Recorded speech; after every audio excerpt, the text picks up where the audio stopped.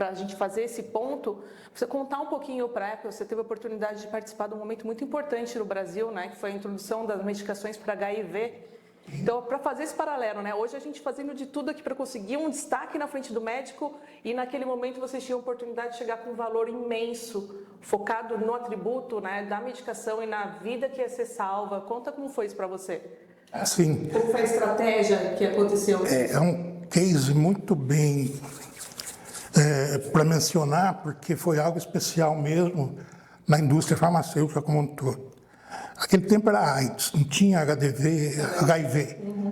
Era AIDS o foco que tinha surgido no mundo muito rápido, cerca de 6 anos por aí, surgiu, e passaram a usar o chamado coquetel, que era o AZT, uma série de produtos, amenizava efeitos colaterais. De caixa, né?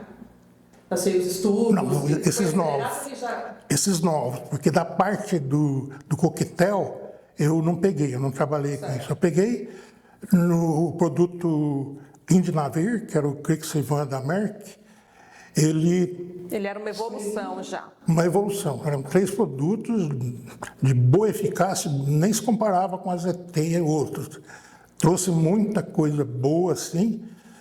Dentre a principal é que tínhamos 600 mil catalogados no Brasil, aidéticos. Aidético com a doença é uma coisa muito triste. Eu lembro que eu vi alguns, uma que chamava atenção, a boca de um aidético era só ferida. Sim. Ele tomava leite só, não podia comer nada, porque como ele comia com aquilo, né? Então era terrível. Mas morria em 3 meses. Na época, quando o coquetel estava disponível. Aquilo ali, até a família mesmo torcia para ir embora, porque para ter lá mal daquele jeito. Então, tinha 3 produtos em desenvolvimento, né, fora do Brasil, e americano, lógico. Tinha um produto da Roche chamado Saquinavir, American Indinavir, e tinha o Ritonavir, que era Jessica. Então, o que aconteceu, que eu vou começar a entrar bem no case. Chegou, estava para chegar. Então, o que nós fizemos antes? Preparar representantes para que eles visitassem um número grande de postos de atendimento aos aidéticos. E fornecimento, lógico, dos medicamentos, mas iam chegar ainda. Então, a Merck acabou chegando primeiro, porque um representante de Brasília, chamado Hércules, ele é Hércules também no tamanho, ele foi muito importante, porque ele identificou e trouxe para a companhia, eu que trabalhava muito com hospitalar em Brasília, que nós deveríamos falar para o Ministério para eles terem os 3 produtos e não colocarem em concorrência o melhor, o preço mais barato. Porque ele percebeu que ia ganhar o preço, né? Um argumento que nós usamos veio com os dias... O Hércules, como representante, trouxe para o time interno uma necessidade um representante hospitalar lá de Brasília. Ele foi vital nesse esquema. E o que acabou? 6 meses antes, nós já formamos representantes, propagandistas, que já estavam visitando os centros de distribuição de droga e cuidando de paciente também, especializado em droga. Então, a linha internacional da companhia do mundo estava muito preocupada com a AIDS. Então, eles viam que aquilo era necessário e não podia ser só os americanos, os europeus, nada disso, tinha que fazer no mundo, por causa da resistência viral também. Tinha que fazer um estudo com o braço brasileiro, é isso? Com o braço brasileiro tinha que ser. Pegando o gancho seu, eu cheguei a trabalhar junto com o representante, não trabalhar junto, eu queria participar também. Camiseta escrito aqui, AIDS tem cura. Sim. Tinha muito preconceito, porque né? Tinha, ninguém queria dizer que tinha AIDS, né? Porque levava alguns rótulos aí que viram que não são verdadeiros. Então, o que acontecia? A Merck precisava de 40 aidéticos tomando o produto. Tivemos que fazer essa camiseta dentro dos hospitais, tudo que é canto, porque não conseguia 40 no Brasil por causa disso. ninguém queria se expor. Sim. Falava que tem uma doença, mas no fim arrumou. E o Ministério acabou provando também, deixando de lado essa obrigatoriedade Para que sair tinha logo, para poder antigamente. chegar o quanto antes à Tá. medicação. Daí, um dos argumentos que foram muito bons, nós usamos para os médicos, como é que você pode comprar um pelo menor preço, ele ganha essa concorrência e na outra, dali 90 dias, 60. O outro ganha. Os médicos vão ser obrigados a trocar de medicamento que o paciente está indo bem e está sob controle. E o Ministério começou a comprar isso, mas isso foi no dia a dia que nós estamos assimilando. E aí? E é um recurso verdadeiro, né? Então, o que aconteceu? A Merck ficou com 80% na primeira compra do Ministério, cerca de 80 milhões, e compraram menos do Saquinavir e do Ritonavir, porque foram os médicos que pediram. E os médicos pediam aquele que estava lá antes, falando com eles, tudo, de Dinavir. Os três eram muito similares em efeitos colaterais e também em eficácia. Então, e um dos fortes, né, da nossa companhia foi ter vendido isso e também preparado. 8 representantes começaram 6 meses antes também, visitando postos que seriam montados e foram montados antes da chegada, para se preparar.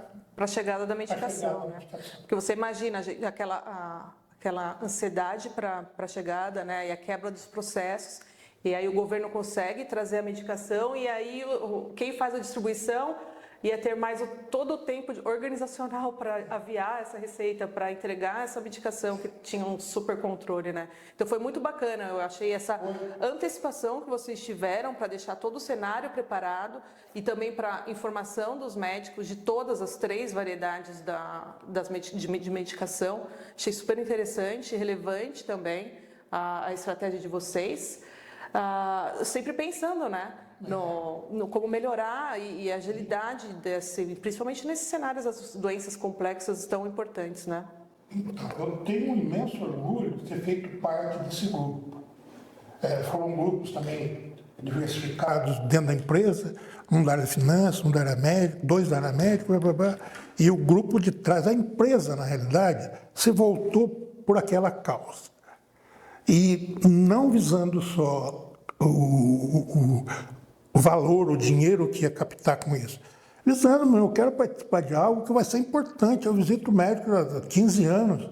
Eu quero participar de uma coisa que vai trazer qualidade de vida e reduzir a mortalidade em praticamente 0. Sim, perfeito. É o que a gente observa hoje. Os 600 mil aidéticos que tinham na época, até pela idade, já se foram, e não tem mais aidético. Tem HIV positivo, que também são raros. A gente fala mal do governo em tudo, né? Não podemos misturar política com estudo. Foi uma coisa muito apoiada pelo governo, criou tudo. Isso não fomos nós, não. Criou e tem até hoje esses programas do governo. Hoje em dia é menos, porque é o HIV positivo, não desenvolve a doença. E nesses mais novos antirretrovirais, o que aconteceu? Eles são até dose única por dia. A eficácia... Da medicação, né? Da medicação. Nessa época que chegou o Cricivan, eram 18 tabletes por dia. Tablete por quilo. Tablete mesmo, uma coisa desse tamanho, tomar 18. E tinha muito efeito colateral. Tinha que tomar, muitos abandonavam o tratamento, até porque era muito efeito colateral e variável. Então foram chegando Estocrim e outros produtos aí que hoje são praticamente de dose única diária e com eficácia até melhorada, mas o que valorizou mesmo é praticamente isento de efeito colateral. A dificuldade existe de provocar resistência, e não é só para antibióticos, era para isso também. Então o que acontecia? Era muito comum. A mãe da pessoa que tinha AIDS e precisava se tratar, ela ia pegar, porque falava que ele estava na cama, né? No começo. Ela pegava e levava para ele os produtos. O que acontecia? Ele estava lá na dele, às vezes saía muito, aquela coisa toda. Quando ele falecia, Teve mães que até chamaram a gente. Eu cheguei, ele morreu, ia lá, abriu o armário, estava lotado, ele não tomava. Que é o abandono de tratamento que existe para qualquer medicação. Que é por vários fatores. Isso era muito ruim, por causa da resistência. Trabalhava contra isso. Por causa do vírus, né? Como vai fazer um por um fazer esse tipo de coisa, né? Esse controle. Mas as regras do governo, que foram mundiais, o governo daqui trabalhou muito bem, era camisinha, até o ponto de jogador de futebol ter caneleira obrigatória, que é até hoje, por causa do contato sangue a sangue, que na época, e até hoje, né? E outras precauções que tem, hoje em dia, a medicina preventiva em qualquer área, né? Então, o governo nosso tem que valorizar. O governo nosso trabalhou muito bem, deu todo o suporte, os produtos estão aí, virou HIV, a AIDS sumiu.